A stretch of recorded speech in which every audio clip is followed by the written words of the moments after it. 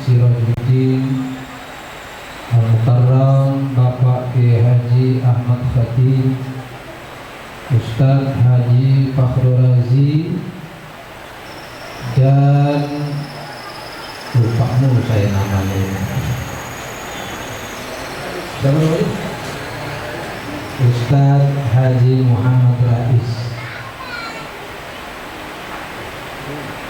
Wabil khusus pula kepada Akhi Nabila Al-Ustadz Haji Syarifuddin, segenap kaum muslimin yang dirahmati Allah. Puji syukur tentunya kita selalu haturkan kehadirat Allah, di mana pada kesempatan malam hari ini kita dikumpulkan kembali oleh Allah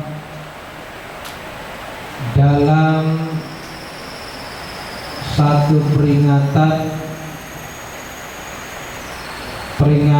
kelahiran baginda Rasul Muhammad sallallahu alaihi wasallam. Sepertinya peringatan ini di tahun lalu pernah kita adakan. Berarti kalau pada malam hari ini kita dengan mudah hadir di saat kita diundang, berarti kecintaan kita semakin lama semakin tumbuh. Cinta kita tidak rapuh, cinta kita tidak redup kepada baginda Rasul Muhammad sallallahu alaihi wasallam. Kita sebagai umatnya bersyukur kepada Allah kalau rasa cinta itu semakin lama semakin tumbuh dalam hati kita.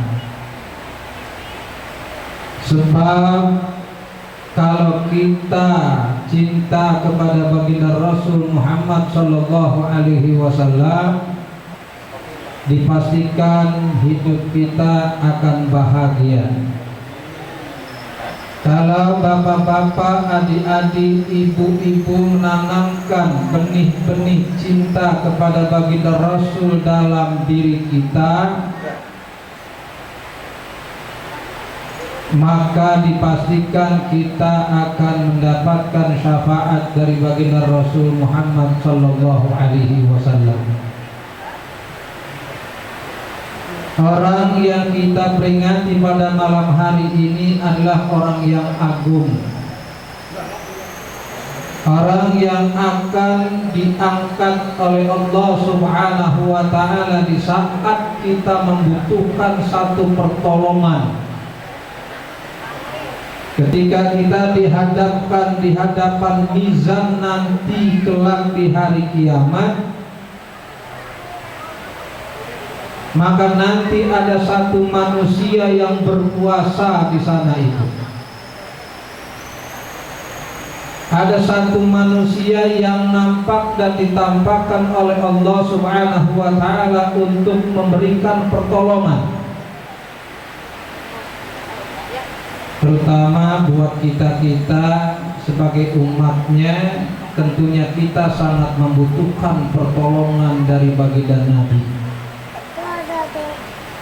Syafaat Nabi yang dimiliki oleh beliau sangatlah kita butuhkan nanti.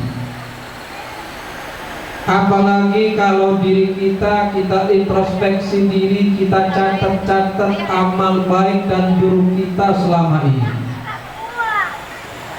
Saya kira setelahnya kita hitung-hitung amal baik dan amal buruk kita dipastikan butuh pertolongan baginda Rasul sallallahu alaihi wasallam.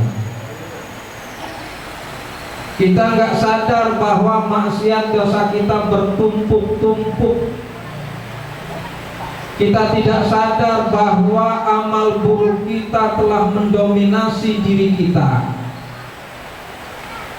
Kita nggak sadar di saat kita melihat wanita tanpa jilbab, rambutnya terurai, rambutnya terbang ke kiri dan ke kanan, yang itu sudah menjadi makanan kita tiap hari di saat kita jalan. Kita nggak sadar, di saat kita melihat rambut-rambut indah yang ada kalanya hitam, yang ada kalanya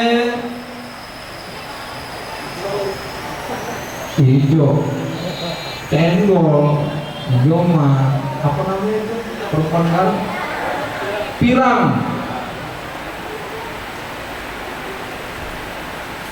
Kalau orang barat kondisi udaranya dingin, rambutnya pirang, kulitnya putih, ketika gegaruk kagak ngebul, pantes rambutnya pirang. Lah perempuan kita berjemur tiap hari, pergi busik. Kenapa kita harus mencontoh perempuan-perempuan itu? Contohlah perempuan-perempuan yang baik, yang berjilbab setiap harinya, yang menutup auratnya. Apalagi kalau kita bandingkan dengan wanita-wanita 40 tahun yang lalu, bahkan 50 tahun yang lalu. Mereka sopan pakaiannya, rambutnya tidak terlihat karena tertutup kudungan. Orang dulu bukan jilbab dipanggil kudungan, rembong, tertutup rapi rambutnya. Pergi ke pasar, yang dibeli ada pakaian yang menutup aurat, sedikit pun pakaian yang robek tidak bakalan dibeli. Tetapi umat Muhammad sekarang kenapa justru pakaian-pakaian yang robek, yang itu kadang kala harganya sampai 500.000, itu yang direbut zaman sekarang. Adem ya. Ada kalanya itu celana lepis robeknya di atas dengkul, lebar itu robeknya. Kadangkala itu baju yang robeknya di pas di bawah ketek. Udah tahu itu robek, mahal harganya, kok dibeli.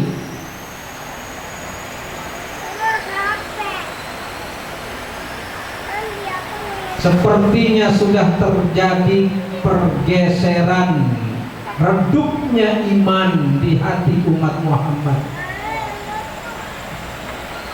Kita berlindung kepada Allah Subhanahu wa Ta'ala agar kita, dan kita minta kepada Allah agar kita selalu diberikan kemudahan untuk selalu menjaga aurat kita.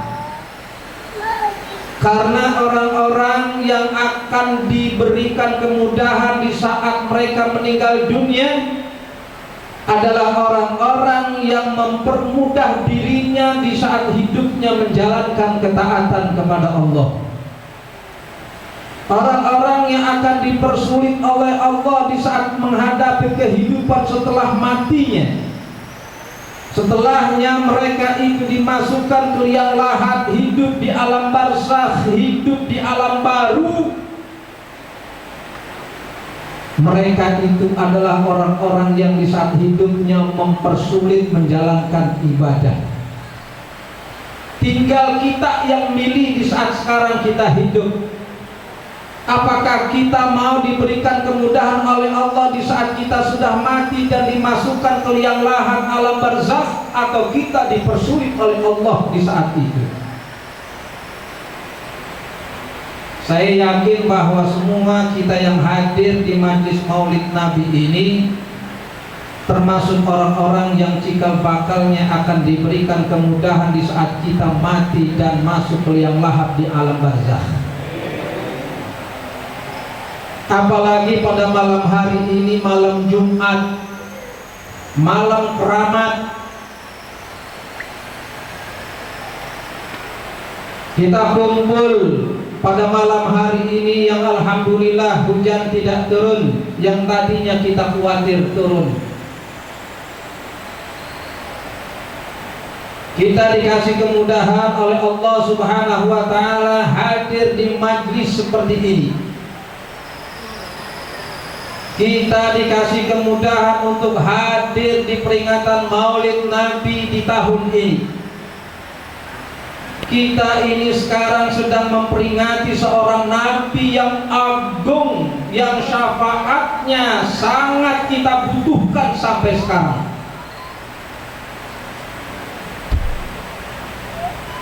Keteladanan Nabi yang kita akan petik dalam peringatan Maulid Nabi kita Muhammad Sallallahu Alaihi Wasallam yang diadakan pada malam hari ini. Yang kita peringati itu adalah orang yang berbudi pekerti tinggi. Budi pekertinya di atas nilai rata-rata manusia biasa. Ulama-ulama kita dalam kitab-kitab sejarahnya menceritakan budi pekerti mulia Nabi. Beliau mengorbankan dirinya, beliau mengorbankan harta bendanya, beliau mengorbankan keluarganya demi menjalankan satu perintah Allah Subhanahu wa taala untuk meluruskan budi pekerti manusia yang bobrok di saat itu.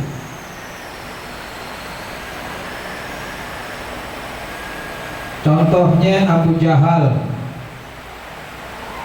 Kenal Abu Jahal? Temannya Abu Gosok. Abu Jahal di suatu hari pernah menghampiri teman-temannya yang sedang kongko ngobrol. Kata Abu Jahal, "Wahai kawan-kawanku, kenapa sih kalian diam saja? Sedangkan keyakinan Anda kalian diobok-obok oleh Muhammad. Ajaran-ajaran leluhur kita sedang dihancurkan oleh Muhammad. Kita ini terancam punah. Ajaran-ajaran leluhur kita terancam habis, hancur oleh Muhammad itu. Kenapa sih kalian berdiam diri? Apakah kalian takut dengan Muhammad itu? Siapa dia? Nggak ada apa-apanya di mata kita. Baik, kalau kalian takut dengan Muhammad, aku sendiri yang akan menghancurkan kepala Muhammad." Ini kulkarnya si Abu Jahal. Di hadapan temannya berani dia greget. Kapan Abu Jahal engkau akan menghancurkan kepala Muhammad? Entar ketika Muhammad sedang sujud. Di keesokan harinya, apa yang beliau cita-citakan kayaknya bakalan dilakukan oleh Abu Jahal. Datang lagi dia ke tempat kumpulnya teman-temannya itu, sambil membawa batu besar, dipanggul, dibopong sendiri oleh Abu Jahal. Enggak tahunya betul baginda Rasul itu sedang menjalankan ibadah sholat dan sedang sujud. Abu Jahal langsung menghampiri Nabi dan mengangkat batunya, sudah siap untuk menjatuhkan batu besar itu di kepala Nabi agar kepala Nabi hancur. Rupanya Abu Jahal pucat mukanya, mundur, jatuh batunya, untung jempolnya enggak kejatuhan. Mundur, pucat, jatuh batunya. Dia lupa Abu Jahal diintek sama teman-temannya dari jauh. Abu Jahal gimana? Katanya mau jatuhin batu ke kepala Muhammad, kok itu mundur jatuh batu. Datang Abu Jahal ke teman-temannya. Kata teman-temannya, ya Abu Jahal, omdok doang ente. Apa tuh omdok? Ngomong doang ente. Maren mau hancurkan Muhammad dengan batu besar. Loh, kenapa kamu mundur? Jatuh batu itu. Kata Abu Jahal, ente nggak ngeliat sih. Loh, apa yang kau lihat ya Abu Jahal? Itu di saat saya sudah siap menjatuhkan batu besar itu di kepala Muhammad, tiba-tiba di hadapan Muhammad itu ada onta yang siap menerkam saya. Onta apaan tuh? Yang memiliki sifat menerkam itu adalah binatang buas, seperti singa, macan yang memang punya taring. Emang onta punya taring? Kagak. Tiba-tiba itu onta siap menerkam Abu Jahal, pucat mukanya, mundur, batu yang besar jatuh. Untung kagak ketiban jempolnya. Coba lagi cantengan ketiban batu besar gitu, galian joprak. Mundur Abu Jahal. Kata teman-temannya, oh begitu. Makanya lu jangan ngatain gua omdok doang, lu kagak ngeliat sih. Rupanya di keesokan harinya berita ini sampai ke Abdullah bin Mas'ud, seorang sahabatnya. Saudara-saudara tahu tuh Abdullah bin Mas'ud, seorang sahabat yang paling pendek tinggi badannya tuh Abdullah bin Mas'ud. Terbil, sudah terbil kurus dia. Makanya diketawain sama sahabat nih Abdullah bin Mas'ud suatu hari di saat beliau itu sedang menjambak-jambak pohon arok. Di Arab itu ada pohon arok. Nah, pohon arok ini rantingnya yang kemudian kita gunakan sebagai siwak dan dijual di Arab. Nah, ranting pohon arok inilah yang nilai yang paling afdol untuk kita jadikan siwak. Nah, itu yang kadang-kadang orang pulang umroh biasa bawa siwak. Nah, itu kayu arok, ranting arok. Itu yang paling afdol siwak. Yang Nabi mengatakan barang siapa yang melakukan sholat 2 rakaat yang menggunakan siwak, maka nilainya itu lebih afdol daripada 70 rakaat sholat yang dilakukan tanpa siwak.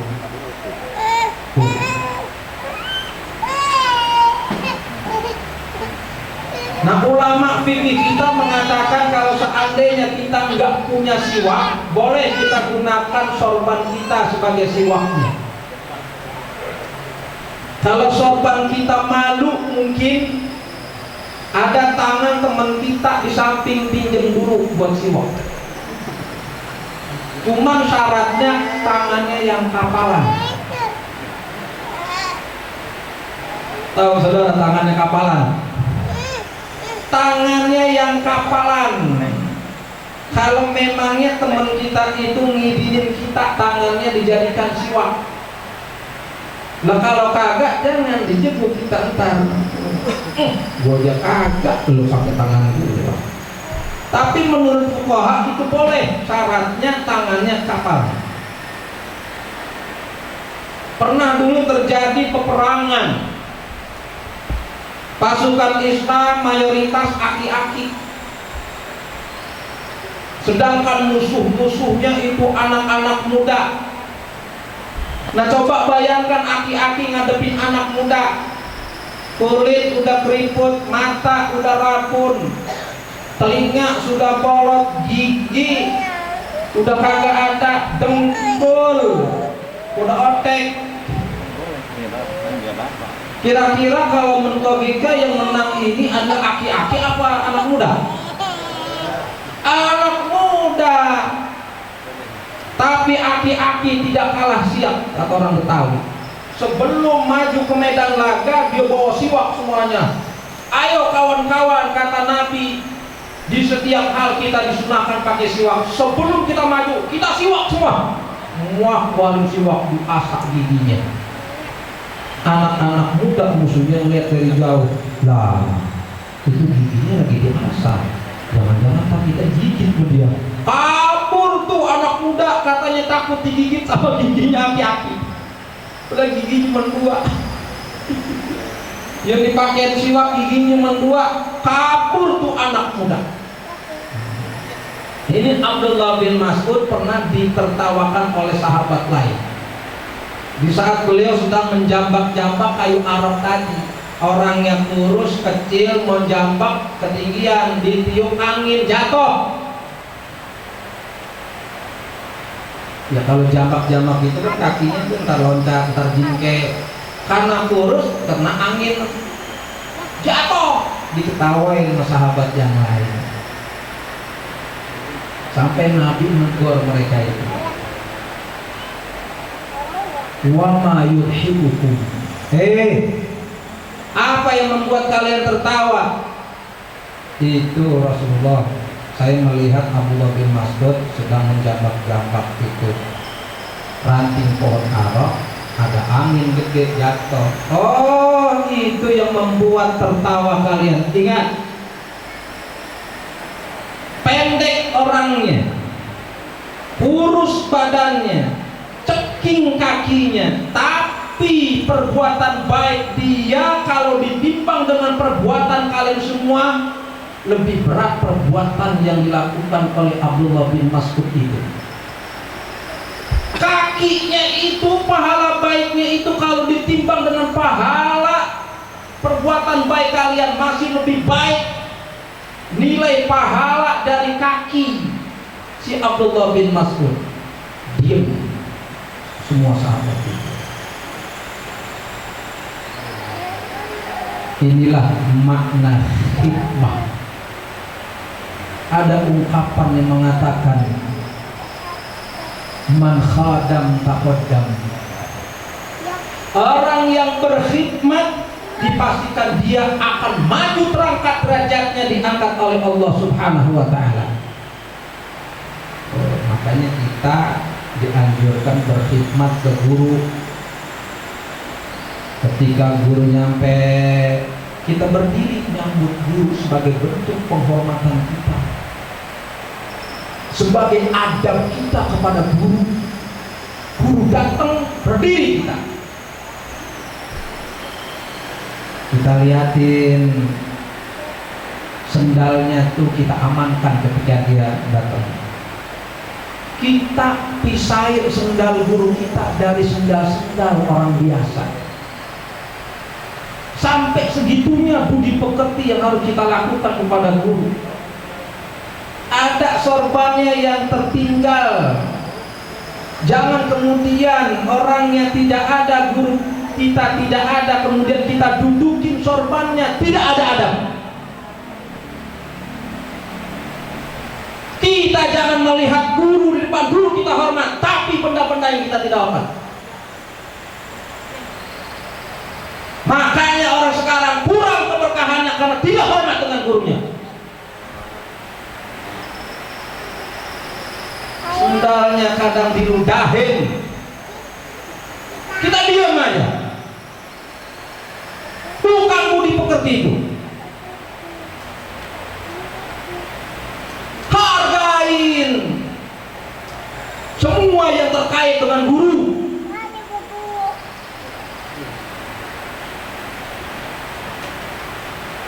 Nih Abdullah bin Mas'ud terangkat derajatnya sampai Nabi yang langsung berbicara di hadapan sahabat-sahabat yang lainnya. Kalian jangan mencepelekan Abdullah bin Mas'ud. Pendek orangnya, kurus orangnya, ceking kakinya, tapi nilai kebaikan dari kaki yang dia langkahkan itu lebih baik dari amal kebaikan kalian. Man khadam qaddam. Rupanya Abdullah bin Mas'ud bertanya kepada Nabi, Ya Rasulullah, saya dapat berita.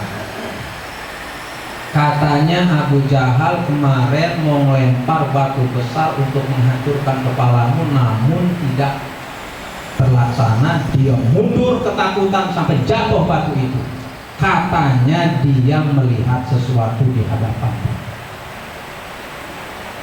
Siapa sih ya Rasulullah yang dia lihat di saat itu? Katanya ontak yang siap menerkam dia. Kata Nabi, itu bukan ontak sebenarnya. Itu adalah Jibril yang menjelma sebagai ontak. Kalau seandainya dia benar-benar menjatuhkan batu, maka onta itu, Jibril itu akan membinasakan si Abu Jahal tadi. Rupanya Jibril bisa berubah wujud jadi binatang. Mereka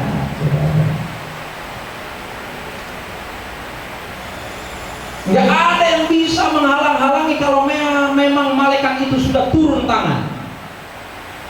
Contoh Palestina, pejuang Palestina yang menyaksikan langsung, disaksikan oleh tentara-tentara Israel yang bersenjatakan lengkap.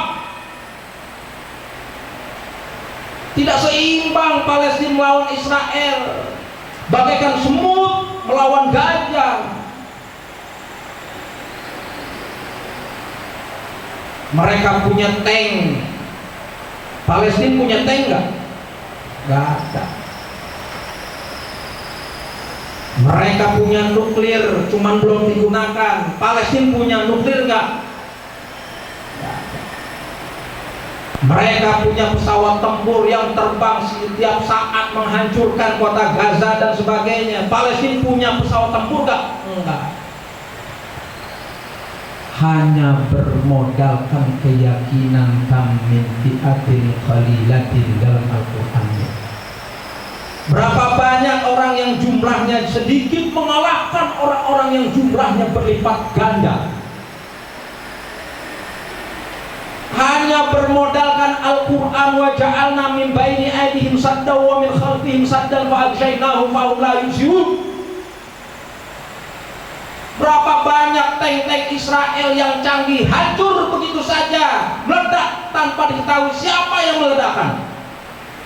Dia nggak tahu pejuang Palestina membaca ayat itu, wa ja'alna min baini aydihim saddan wa min khalfihim saddan fa aghshaynahum fa hum la yubsirun. Buka mata mereka. Makanya ulama-ulama hikmah menggunakan ayat ini untuk bisa menerobos musuh-musuh nggak bisa kelihatan. Ini yang dibekali oleh Nabi saat beliau mau dibantai oleh orang-orang Quraisy. Ketika Nabi ingin pergi dari kota Mekah Al-Mukarramah,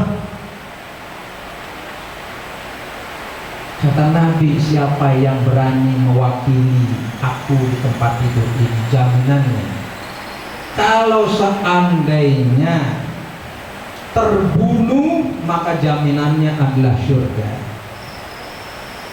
Ternyata Sayyidina Ali bin Abi Thalib. Jadi Nabi dengan Sayyidina Ali masih sepupu. Karena Abu Thalib ayahnya Nabi itu masih saudara kandung dengan ayahnya Nabi, namanya Abdullah. Sayyidina Ali yang berani.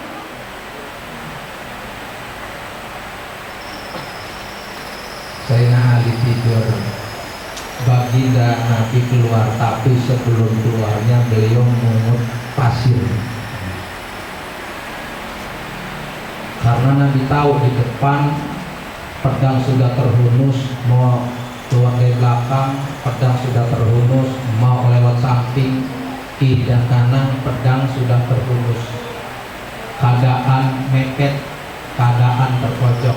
Nabi ngambil pasir, dibacalah ayat itu, wa ja'alna min baini aydihim saddan wa min khalfihim saddan fa aghshaynahum Wahum la yusirun. Tidur semua saudara. Itu orang-orang Quraisy, orang-orang kafir yang sudah siap membunuh Nabi dengan pedang yang begitu tajam, tidur, ngantuk, padahal habis minum kopi. Kopinya pahit atau manis itu? Pahit, pahit boleh, memang gak cocok saya. Kata orang kalau lagi ngopi nggak bisa tidur, betul ya? Iya, tumpah, tidur semuanya. Dibacakan ayat oleh Nabi. Nah, ini ada satu edukasi buat kita. Inilah cerminan apa yang dikatakan maqamul asbab. Semua kita ini masuk ke dalam maqamul asbab. Artinya segala sesuatu yang kemudian mudah kita gapai itu semuanya dengan sebab. Membaca ayat itu, tapi jangan lupa ada sebab yang dia lakukan. Apa? Pasir. Dulu Syekh Abdul Qadir Jailani sekarat, orang udah pada kumpul merubung, karena sebelum sekaratnya beliau mendapatkan arahan dari Nabi Khidir.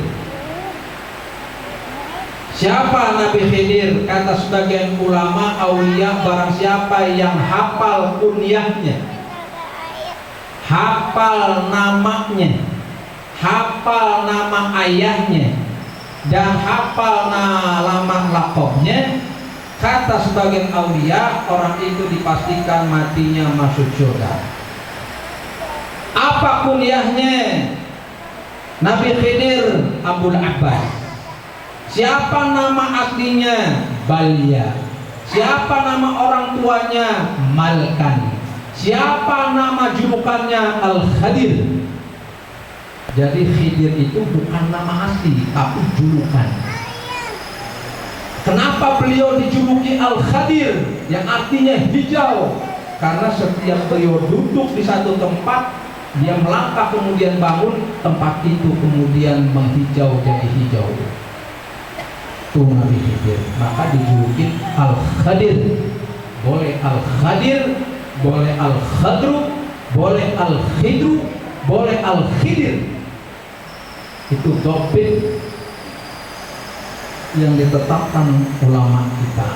Beliau seorang nabi yang sampai sekarang masih hidup. Ada 4 nabi yang sampai sekarang masih hidup, di antaranya Nabi Allah Khidir.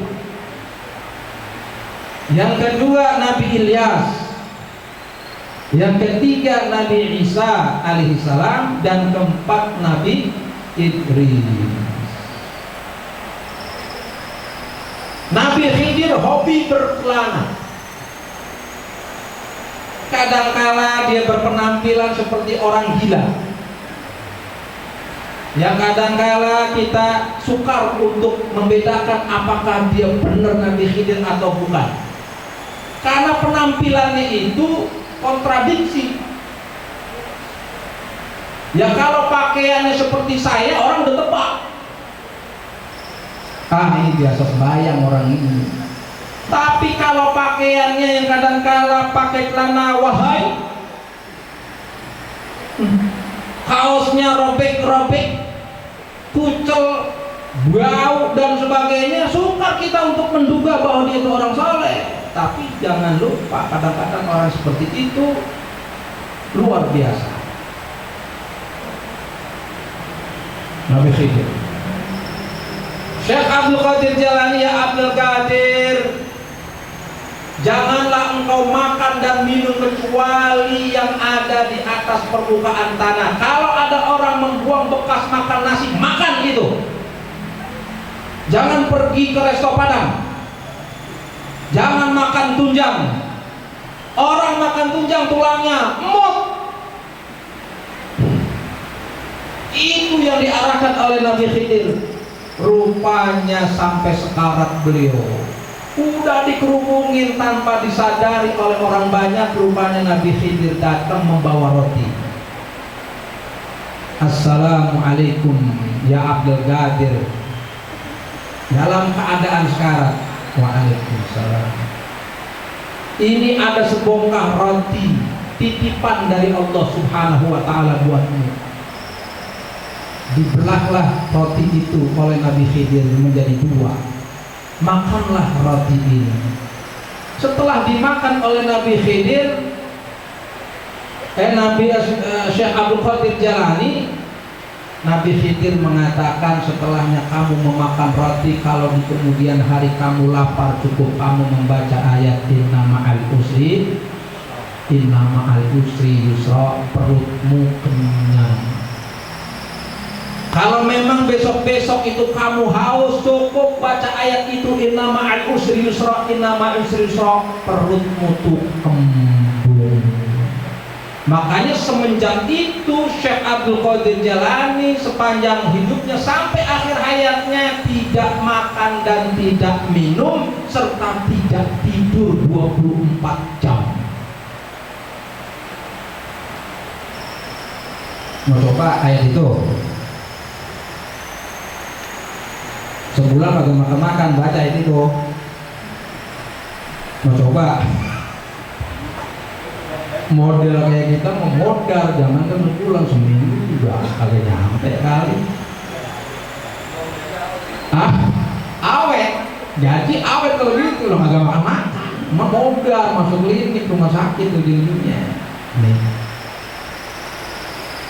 Nabi Khidir masih hidup. Banyak ulama-ulama kita yang dipertemukan oleh Allah dengan Nabi Khidir.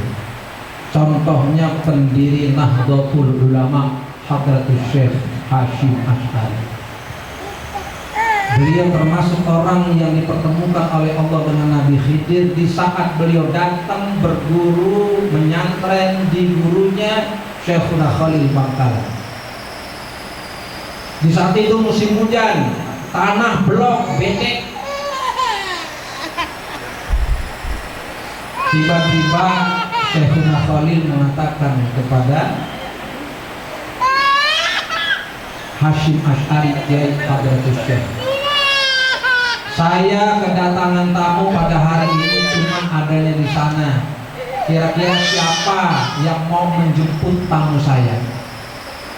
Kiai Hasyim Asy'ari langsung, saya guru, tanpa pinggir panjang lagi, melewati becek dan blok lah. Kalau udah becek blok kan sendal swallow aja putus. Oh, makanya yang awet sendal lili. Masih ada itu dulu sendal lili. Di sini ada kayaknya. Iya, sendal lili paling awet itu. Anti badai, bukan anti badai lagi, anti blok itu mah. Kagak bakalan putus. Coba kita beli sendal biasa putus. Kalau udah blok. Ini Hadratus Syekh jalan melewati menapaki kakinya di atas blok dan becek itu. Setelahnya ketemu dengan Nabi Khidir, Syekhuna Khalil Hasyim Asy'ari, dia nggak tahu bahwa yang disebut itu Nabi Khidir. Ayo, karena ini tamu guru, tamu jalan jauh ke majlis Syekhuna Khalil, becek kaki Anda, ayo saya panggul. Dipanggul oleh Hadratus Syekh. Sampailah ke majlis Syekhuna Khalil. Setelahnya Nabi Khidir sampai di situ, kata Syekhuna Khalil, santri-santri, saya tinggal sebentar, saya mau ngobrol dengan tamu saya. Lama ngobrol tuh Syekhuna Khalil. Setelahnya selesai, kata Syekhuna Khalil, siapa lagi yang ingin menghantarkan tamu saya ini ke tempat semula? Saya. Hadratus Syekh lagi dibopong lagi sama Hadratus Syekh sampai ke tempat semula. Setelahnya kembali ngaji selesai, majlis selesai, kata Syekhuna Khalil, apa? Kalian tahu gak tadi tamu saya siapa? Siapa guru? Itu adalah Nabi Allah Khidir yang datang kepada saya. Lihat keberkahan yang didapat oleh Hadratus Syekh karena manggul seorang nabi jadi pimpinan ulama se-Indonesia, se-Nusantara. Itulah man khadam taqaddam, yakinin itu. Guru melihat kayaknya pegel-pegel, buru-buru pegang kakinya. Yang cantengan jangan diurut, kesian gurunya. Buru-buru kecil perbuatan kita, tapi asarnya, efeknya nanti suatu saat akan muncul dari diri kita. Man khadam taqaddam, tuh Nabi Khidir masih hidup sekarang.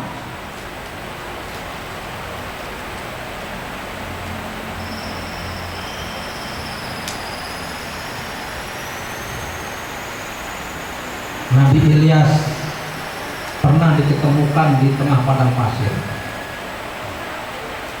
Kata Nabi pernah ditanya begini, orang-orang yang ingin ketemu dengan Nabi Khidir nggak usah jauh-jauh. Tiap tahun Nabi Khidir itu pergi haji adanya di Padang Arafah. Di situ kalau mau ketemu. Kalau nyari nggak bakalan ketemu, karena beliau itu kadang-kala tidurnya di laut. Nabi Khidir dikasih kelebihan oleh Allah bisa masuk ke perut bumi seperti dia bernapas di atas permukaan bumi. Itu Nabi Khidir tuh. Sampai cucunya Syekhuna Khalil yang dikenal dengan Lirur ada, udah wafat orangnya. Nelayan-nelayan di Madura di suatu hari mencari ikan di tengah laut, membawa 2 kapal dan jaring yang besar. Kan biasanya kapal perahu di sini satu, di sini satu, dilempar jaring, ditarik bareng-bareng sama kapal itu. Ternyata yang ketangkep bukan ikan doang, ternyata itu Lalilur, cucunya Syekhuna Khalil. Di tengah laut, kata dia apa? Sampean kenapa sih bangunin saya lagi tidur? Tidurnya di laut. Ada di Madura orang itu meninggal, namanya dikenal Lirur, orangnya seperti tidak normal, udah wafat, modelnya kayak Habib Syekhan gitu. Cuman kalau Lirur biasanya panjang dada, fisiknya kurus, orangnya agak hitam, pecinya biasa.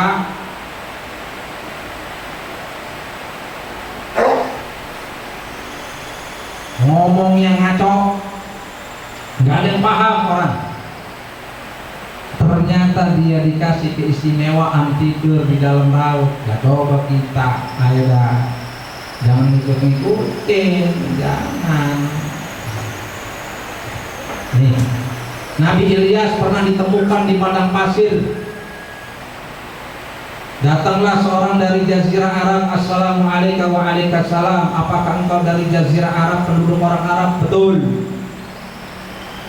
Apakah si Ahmad itu sudah muncul? Karena Nabi kita di atas langit dikenal dengan nama Ahmad. Iya, beliau telah dilahirkan di Mekah Al-Mukarramah. Kamu ini siapa? Aku ini adalah Ilyas. Loh, kamu tinggal di sini makan minum dari mana? Aku makan dan minum dengan zikir kepada Allah Subhanahu wa taala.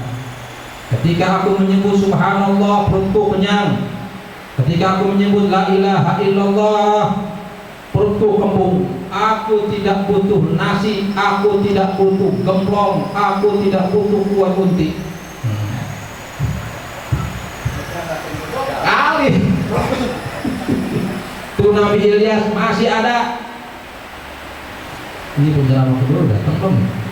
Nah, udah. Udah jam 10. Tuh cerita baginda Rasul yang lebih parah lagi, encingnya dia sendiri. Si Abu Lahab sampai diabadikan dalam satu surat, Tabbat yada Abi Lahab. Itu encing kandungnya Nabi. Nabi musuhnya nggak kemana-mana, encing-encingnya musuhnya. Abu Lahab yang tiap hari melempar tai di depan rumah Nabi, tai dilempar. Setiap Nabi buka pintu ada tai, besok ada tai. Sampai Nabi mengatakan ayu jiwari hada, ini tetangga model bagaimana ya ini ya, siapa sih orangnya, padahal encingnya sendiri. Udah begitu enceknya istrinya, kalau encing juga ya namanya, encing apa encek? Encek ya. Iya, istrinya sendiri comel. Ente jangan terpengaruh sama Muhammad, waktu sunat goyang panggung. Kalau bahasa kita begitu. Gua tahu bener Muhammad, jangan terpengaruh. Jauhin tuh Muhammad, kagak bener, PA dia. Tuh istrinya Abu Lahab. Lakinya begitu, bininya comel begitu. Tapi Nabi sabar. Ini keteladanan yang harus kita petik.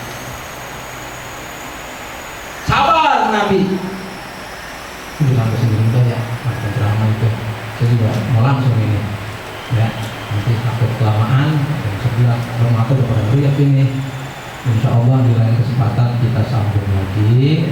Mudah-mudahan apa yang tadi kita dengar, termasuk saya pribadi, kita minta kepada Allah Subhanahu Wa Taala, dia diberikan kemudahan oleh Allah untuk berbudi pekerti dan berakhlakul karimah, sehingga kita selamat hidup kita di dunia akhirat dan nanti kita dapat syafaat dari baginda Rasul Muhammad Sallallahu Alaihi Wasallam.